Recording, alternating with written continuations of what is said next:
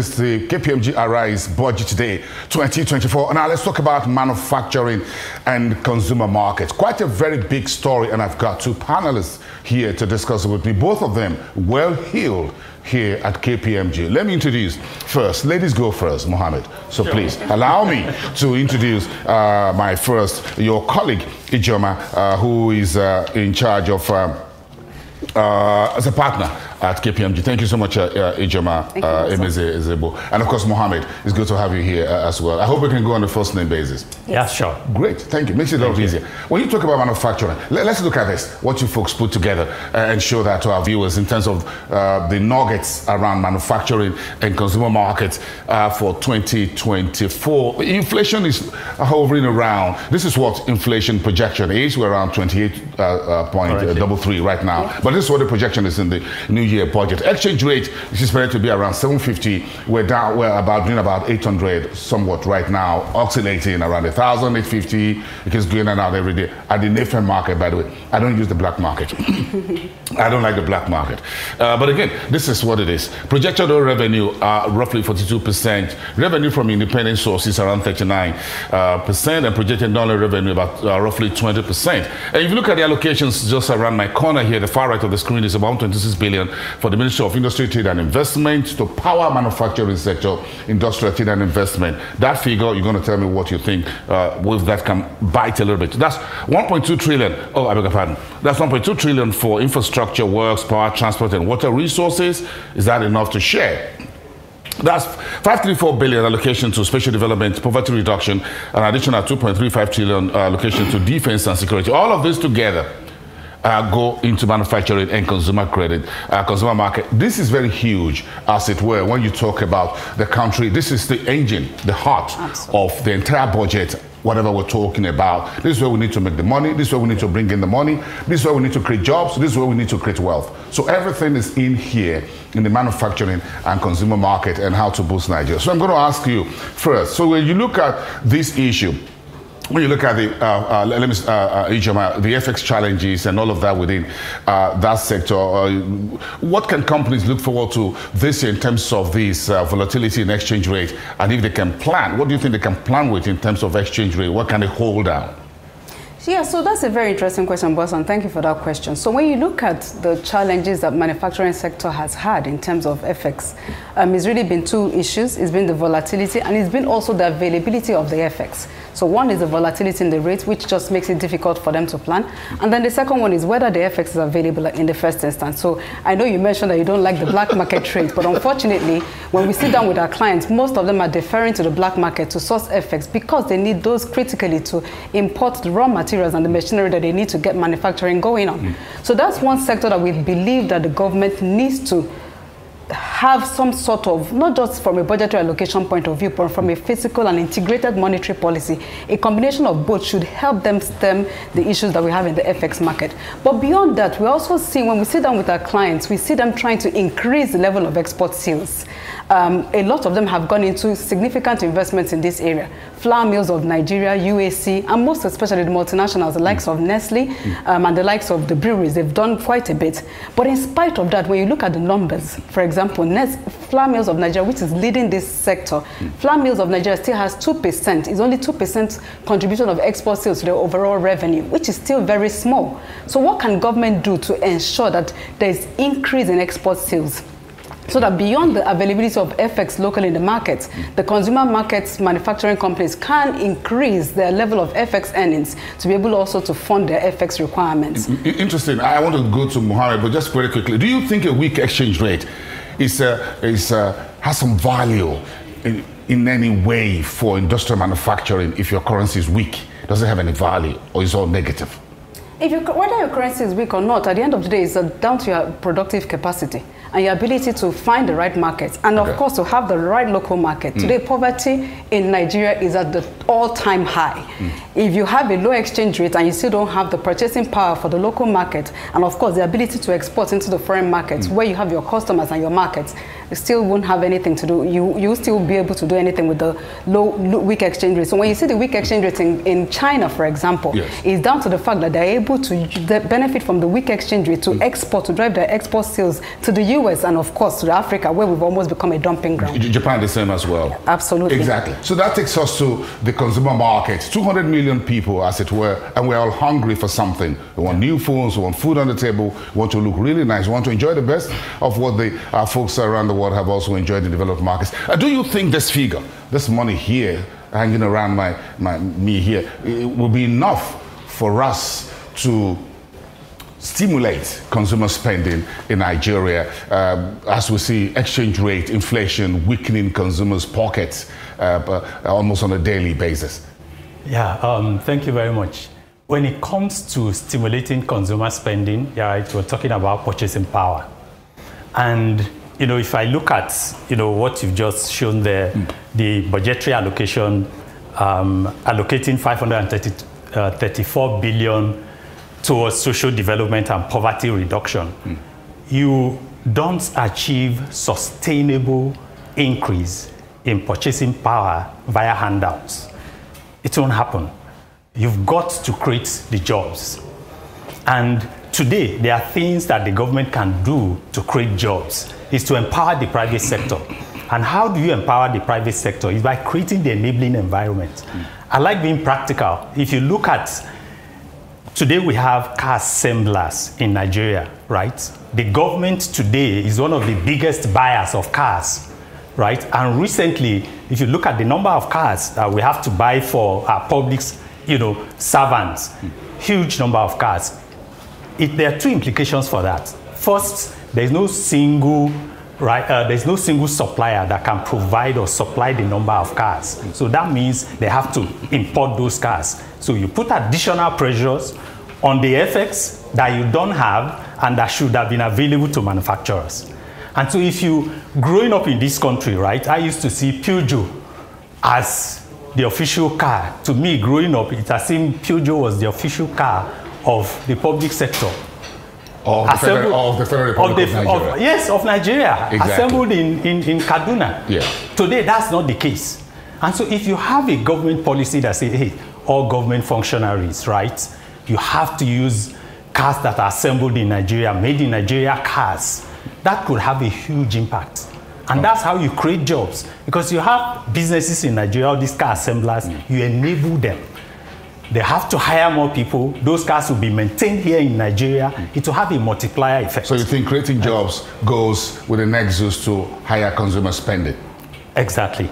There's that nexus there? Yes, there is. So please go ahead, finish up on that. So you have, for you to be able to do that, it's really not about the budgetary allocation, but it's about the policies and how effectively the government is implementing, being deliberate about the implementation of those policies. If you have people support the private sector, right? Supporting the private sector, sometimes you don't even need to spend money to do that. And I'll give you an example. If you take the aviation sector, for instance, in Nigeria today, we don't have a national carrier.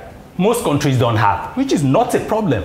But if you have a private carrier that has demonstrated capacity for international flights, you can simply designate, such a carrier as your national, such a private, carrier as your national carrier, and they can take or benefit from the various bilateral air service agreements that you have with other countries. Own shares in it. Just the way government is owning shares in Dangote Refinery. Exactly. 20%. If you like, you can own minority shares. Yes, just minority shares. And then government will get to claw dividends. Exactly. And whatever. You get dividends, you create jobs, and that's how you do it. Handouts won't go far. How long will go far? I love the policies you talk about creating jobs and on external. But again, the EFCFTA is here, whether we like it or not. We have to be part of it. Some has been talked about. It's taking off. Looks like it's cruising at a very low altitude. But we have to be part of it. 200 million people, largest economy. Everybody in Africa is looking forward to Nigeria to be the ringleader, to take the ringside seat in the AFCFTA. So when you look at the budget here and what have you, do you think we have what it takes? And Mohammed says, it's not just about the money, but deliberate policies and actions. How do you think we can work that out? Absolutely. And thanks, Mohammed, for that. One of the things that I believe is that the AFTA would go beyond the budgetary allocation. So the whole objective of the AFTA was to increase intra-Africa trade. Today, intra-Africa trade is at a low of 18.6%. Yeah. Intra-Asia trade is at 67%, and intra-European trade is at 72%. So we want to get us to the 20s, to the 30s, and hopefully to the 50s. And what do? It's not about budgetary allocation, yet it's still about implementation. When you sit down with the clients and ask them questions, what do you think you would benefit from this intra-Africa trade? So two challenges.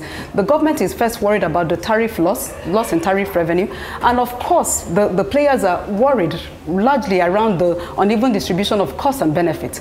If Nigeria, we don't get our macroeconomic issues together, we are not able to stimulate export from our manufacturing companies, we'll be at the receiving end of this whole policy. So you have Nigeria, because we are not producing enough and our productive capacity is shrinking, you have more imports coming into Nigeria, and of course that would further widen our trade deficit. So what do? We need to, first of all, I believe the government needs to start engaging proactively the organized private sector, especially the manufacturers in the consumer space.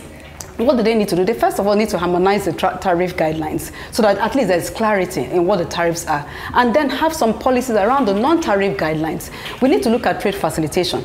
We need to have information on how people can move, how goods can move. Today, you want to go to Ghana, you want to take some things into Ghana. Oh, government, the guys at the customs will tell you, you can't take this, you can't. Why is that information not available so that there is clarity on information that can facilitate trade in Nigeria? Yeah. And of course, lastly, how do we boost our productive capacity so that we are able to export rather than be the ones importing? And how to boost that is my question. Next question to you, Mohammed. In terms of the infrastructure that we need, and when you talk to every manufacturer in Nigeria, whether big or small, first it's about money, funding or financing. The second one is our infrastructure, and vice versa, depending on who you're talking to. So that's very critical. So we have this, so as we're looking at, are you looking at allocation to infrastructure, 1.2 trillion. And we know that, and the minister said that we need about $100 billion every year to fund that, and the Minister for Budgets was just talking about that. So works, power, transport, water resources, 4 critical sectors. Can you share this? You have a calculator there. Just share this one. Just divide this for me. How much each ministry will get? I'm sure one of these ministry will swallow the entire figure. I'm sure. Yeah, so if you divide it by, I think there are 4 ministries there. That's an average of 400 billion for each. Yeah, for each ministry. And when it comes to infrastructure in Nigeria, right? So we need the private sector here. Exactly. We have a huge gap. And if you look at, for a developing country like Nigeria, with our growing population, you know, our population rates, you know, the rate at which you're going is over 2%. Yeah, outpacing our GDP. Exactly. And so with a growing population rate, your investment infrastructure needs to be growing. Now, when I look at the midterm expenditure framework, the plan in the midterm expenditure framework is actually a decline. You know, the current the allocation, to infrastructure, the 4 of them, is about 32%. Right? Next year, based on the midterm expenditure framework, that figure will go down to 27% in 2025. And in 2026, it reduces further to 25%. To the end of the current MTEF period. Yes, exactly. And so, first of all, there is that concern that we are underinvesting in much needed infrastructure to support the manufacturing sector. That's clear. That itself is not necessarily a problem if you then create an environment where you can attract private capital, you know, into the sector, and which is what we need. We need private sector participation. So it's now for the government to create the enabling environment, free the sector, so that you can attract private capital, private investors into these sectors. And you have specific sectors that are actually, you know, that you can attract private investment into. The rail sector, the roads. Those are sectors that you can package depending on the model, whether concessions, and you can attract. But you need, first of all, to fix internally as a government.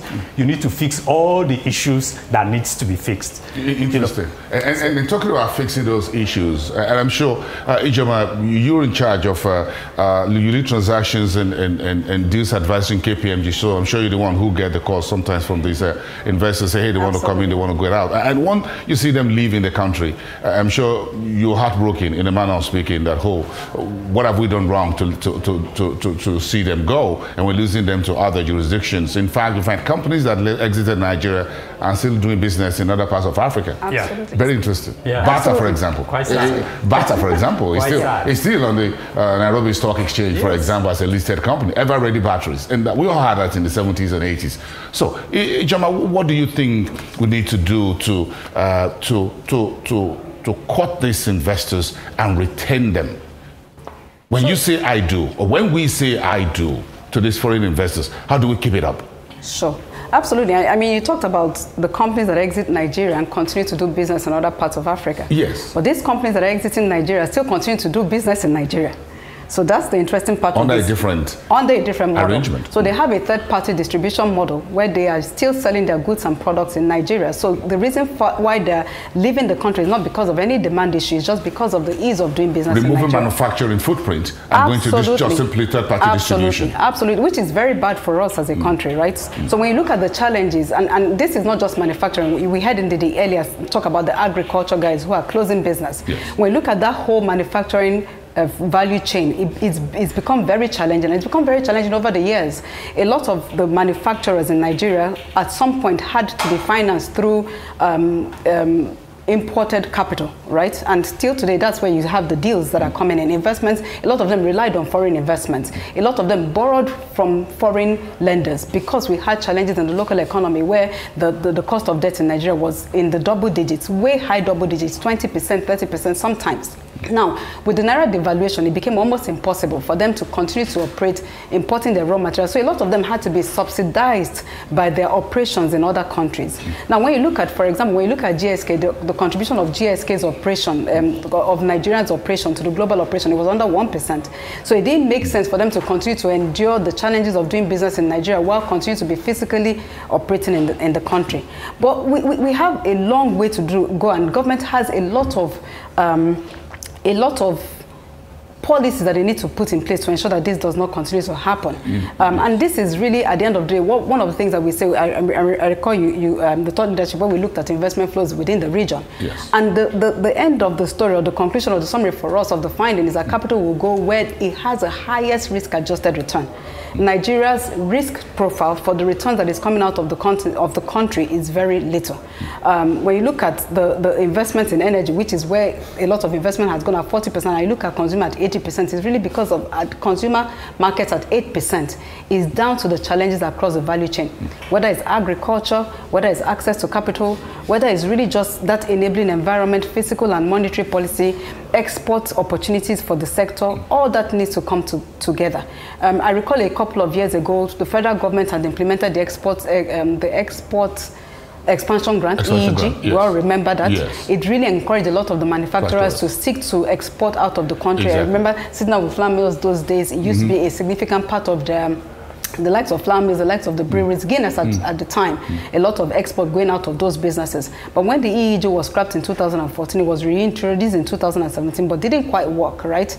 I'm hoping that this is something that the government can consider. We had heard that there were some conversations around reintroducing some sort of incentive to drive export, but we can't find any aspect of it in this current budget. I think that's something that government needs to. We need more clarity. And you think should come from the Ministry of Industry, Trade and Investment? Absolutely. Exactly. And the agencies under that, that's the NEPC and the rest of them. And we talk about the GSK and a few other countries, other companies live in Nigeria or foreign investors. Do you think we can replace each of them? If they exit, for example, the GSK, which is a pharmaceutical industry, do you think we can move in and set up our own pharmaceutical industry, perhaps using local research, local material, raw materials to make some of those drugs? Do you think the government can just take that as a challenge? Just replace, maybe just a few years down the line? Or how do you think we should support local industries to fill those gaps? Yeah, I think it's really around the support, not government doing it directly, but supporting, private sectors to fill those gaps. Yes. But looking at that, and I think I just spoke about some of the issues already in the manufacturing space. All the problems, the ease of doing business, we are not where we should be.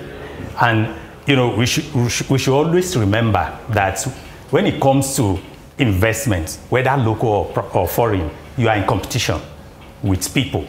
And if you create bottlenecks, capital is going to go to where they find it easier to do business and where they can find the highest returns. So in terms of supporting the private sector, there is a lot the government can do. Today, for people to even come in, there are all sorts of barriers. Ease of doing business is not just about registering a business in 24 hours. It's far more than that. You go to our ports today, you want to import the manufacturers. To bring in product is a problem. It's all kinds of barriers. It's the same thing for exporters. So if you want to start, to provide the right environment, is first of all dismantle all the barriers at the ports. Make it easier for people to bring in the raw materials that they require, the machinery that they require. Make it easier. So there's a tax waiver that Mr. President is just thinking about for bringing in equipment in the mining sector. You think that's a good signaling? That's good. That's a step in the right direction. But given where we are today, we need many steps in the right direction for us to make progress. An expansion beyond the mining sector. The mining sector. What other sectors do you think, manufacturing, do you think we should focus on? I'm sure you want some deals, by the way, in Germany. So you mentioned pharmaceuticals. Pharmaceuticals is one critical area. So a lot of the DFIs are investing in Nigeria being self-sufficient in the manufacturing of the active pharmaceutical ingredients, APIs, which is a critical raw material in manufacturing of APIs. So that's one area that we're taking a bet on. We would hopefully see in the next couple of years, once that's sorted by the DFIs, an increase in manufacturing base in the pharmaceutical sector. Whatever deal you're making this time at KPMG, let me be the first to know in the new year. Both of you, by the way, thank you so much. It's great to have Mohammed and Ijeoma. Thank you very much for speaking to Manufacturing and Consumer Market at the Arise KPMG Budget Day 2024.